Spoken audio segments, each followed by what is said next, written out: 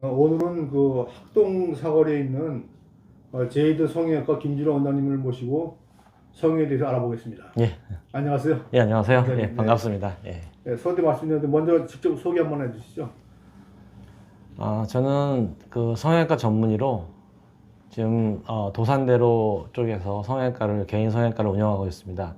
저는 이제 서울대 의대를 졸업하고 서울대에서 인턴, 그다음에 인제대학교 백병원에서 성형외과 레지던트를 마치고 2년간 교수 요원으로 근무하다가 그 이후부터 한 20년간 현재 개원의로 근무하고 있습니다. 네. 해외 쪽이 많은 거야? 국내 쪽이 많은 거예요? 그 의사마다 많이 다른데 네. 예, 저의 경우는 해외 환자가 한 30%, 30% 정도 된다고 보시고 국내 환자가 70% 된다고 봐야죠. 그렇어요. 해외 환자에서는 주로 비중이 이제 중국하고 일본이 제일 많고 네. 그다음에 한국의 교포들도 일단 해외 환자라고 치면 그 정도가 됩니다. 예. 요새 뭐 해외 못 나가시겠네요? 그렇죠. 코로나 이제 때문에? 코로나 때문에 나가도 그 나라에서 14일 격리, 네. 또 갔다 와도 또 들어와서 14일 격리, 네. 결국 28일이 날아가니까 저 입장에서는 해외 다니는 거는 이제 힘들어졌다고 봐야죠. 네, 그렇어요. 그 중국 같은 경우는 주로 어느 쪽 지역에 뭐 많이 가셨나요? 그냥 다양한 병원에서 저한테 이제 오퍼가 와서 네. 다녔는데 이제 주로 저는 큰 도시 위주로 다녔어요. 네. 그래서 뭐 상해, 그다음에 시안, 네. 그다음에 청두 이런 좀 큰 도시들 위주로 다녔습니다. 네. 그러면 이제 일본 같은 경우는 주로 어느 쪽? 일본은 제가 직접 가지는 않고요. 네. 이제 일본 환자가 저한테 수술을 받고 네. 일본 국내 트위터에 이제 우리 병원에서 진료받은 자기 얘기를 올렸더니 그게 반응이 좋아서 이제 환자들 사이에서 자꾸 이제 정말 그 네트워크 형성돼서 이제 저희한테 이제 카카오톡이나 이런 걸로 진료 예약이 오고 와서 이제 진료 예약하고 또 일본 사람들은 신중해서 진료를 하러 와서 바로 수술하진 않고 네. 또 돌아가서 한참 생각해보고 다시 또 와서 수술합니다. 예. 네. 그리고 이제 만약에 이제 국내에 환자하게 되면요 주로 어디 주로 뭐 눈, 코 뭐 어디 주로 합니까? 저는 지금 대략 한 24, 5년 정도의 성형외과 그 의사로서 경력이 있는데 네.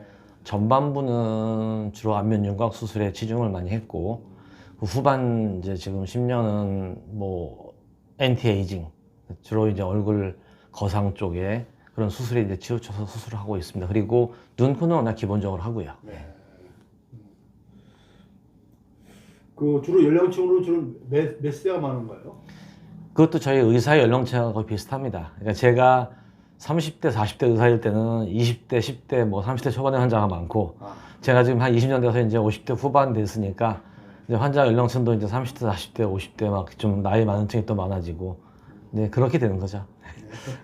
병원도 사람하고 똑같이 생로병사가 있어서 처음에 성장기, 그다음에 이제 뭐 청년 중장년기가 있다가 나중에 노년기가 있는 것처럼 병원도 똑같이 그렇게 성장해서 올라갔다가 나중에 이제 다시 또 줄어들게 됩니다. 예. 어떤 분들이 주로 그 문의 오시나요?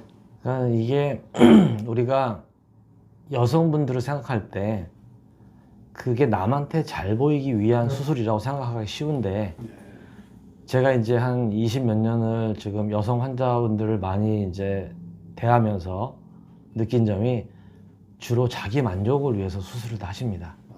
네, 그래서 우리가 생각하는 게 달라요. 만약에 뭐 눈, 코 뭐 예쁘게 하고 싶다는 남자친구가 너는 좀 나 남자친구 나도 있는데 누구한테 잘 보이려고 예쁘게 하려고 그러냐 그렇게 이제 남자들은 생각할 수가 있는데 여자는 남자친구가 있건 없건 자기가 거울을 봤을 때 자기 모습을 자기가 만족하면은 이제 그게 그 수술의 목표가 되는 겁니다. 그래서 이제 수술들을 결정하고 하게 되는데 결국은 다른 과 의사들은 신체에 있는 병을 고치는 거고 우리 성형외과사는 어떤 물리적인 방법을 사용을 하지만은 그 고치는 대상은 콤플렉스입니다. 그래서 자기가 거울 봤을 때 느끼는 콤플렉스를 우리는 해결해 주는 거죠. 그래서 콤플렉스를 고치는 사람이다. 대신 방법은 뭐 상담이나 약물이 아니고 수술이다. 그래서 성형외과입니다. 예. 그럼 뭐 이렇게 좀 구조상으로 뭐 어떤 메커니즘에 의해서 뭐 성형한다든지 이런 게 있나요? 성형은 글자 그대로 형태를 온전하게 만들어주는 수술인데 더 완성된 모습을 만들어주는 건데 성형외과가 이제 보통 미용만 생각하는 경우가 많습니다. 근데 제가 대학병원에서 근무할 때는 뭐 손상 환자들, 네. 선천기형, 뭐 종양으로 인한 저게 뭐 어떤 외모적인 어떤 그 이제 그 비대칭이나 아니면 추형 같은 것들을 우리가 성형외과에서 이제 교정을 하거든요. 그래서 우리는 이제 수술적인 방법을 동원해서 그 사람의 형태를 보다 완성적이고 미용적인 관점에서 봤을 때 더 예쁜 그런 쪽으로 만들어주는 게 성형외과 의사입니다. 그래서 방법은 다 수술적인 게 되게 많죠. 근데 최근 들어서는 이제 수술에 주로 부담을 느끼는 환자분들을 이제 대상으로 이제 MIPS, 그러니까 얘기하면 미니멀리 인베이시브 플라스틱 서저리, 그래서 최소 침습 성형 수술이 이제 유행하고 있죠. 흔히 뭐 이제 얘기하기로는 뭐 실 리프팅, 그 실로 이제 피부를 이렇게 위로 걸어주는, 예. 그래서 그런 것들은 간단하지만 효과는 적고 그다음에 다시 또 계속 반복해야 된다는 단점이 있죠. 대신 그 수술이 간단하니까 처음에 이제 그 받아들이기가 쉬운 거죠. 뭐 가족력이 아무리 있겠네 아무래도 뭐 그거는 이제 기형 교정에 대한 거는 이제 그 기형이 얼마나 유전적인 요소를 갖고 있냐에 따라 달라지는 거고, 그냥 일반적인 형태인데 좀 더 예뻐지고 싶은 사람들이 수술하는 거니까 이건 유전이나 이런 거하고 관계 없어요. 예. 지금 저 같은 경우는 지금 개원이기 때문에 개원과에서는 뭐 기형 교정이나 뭐 저기 암 수술 이후에 발생하는 추형 교정 이런 건 안 하고, 주로 그런 건 대학교 이제 큰 대학병원에 있는 성형외과의 역할이고, 저희 그 개원이들은 주로 이제 미용 성형 수술을 많이 하게 되는 거고, 미용 성형 수술은 유전적인 요소보다는 그 사람이 갖고 있는 어떤 그 애티튜드, 미에 대한 어떤 그 이제 뭐랄까 그 욕망 이런 게 얼마나 크냐 장냐에 따라 달라지는 거죠. 혹시 뭐 성형 받고 싶을지 뭐 술하고 담배하고 영향이 있나요? 그러니까 술, 담배는 이제 전신 상태를 되게 안 좋게 만들어주는, 면역 기능을 떨어뜨려주고 그런 경향이 있기 때문에 이 수술할 때 별로 안 좋습니다. 왜냐면은 담배 같은 경우는 특히 또 우리가 이제 피판 성형을 살을 얇게 들어서 하는 수술 같은 경우에는 여기 혈액 공급이 상당히 중요한데, 담배를 피게 되면 일산화탄소 이것 때문에 혈관이 수축을 해서 그 피판으로 가는 혈관이 줄어들게 되니까 생존율이 떨어지고 실패할 확률이 높아지거든요. 염증도 잘 생기고. 그래서 술, 담배는 수술 전에 피하는 게 좋고, 그다음에 술 같은 경우에는 보통 우리가 간이 술이 몸에 들어가서 이제 알코올 분해되고 다시 간이 회복하는데 보통 최소한 3일 걸리니까 수술을 한 일주일 전에는 그 일주일 그 안쪽에는 술을 많이 드시지 않는 게 좋고, 담배는 아예 끊으시는 게 좋고, 또 전신 마취를 한다고 그러는 담배 피는 사람들은 깨고 나서 좀 그 가래가 올라오나 이런 것 때문에 고생을 좀 하시니까 담배도 줄이고 하시는 게 좋죠.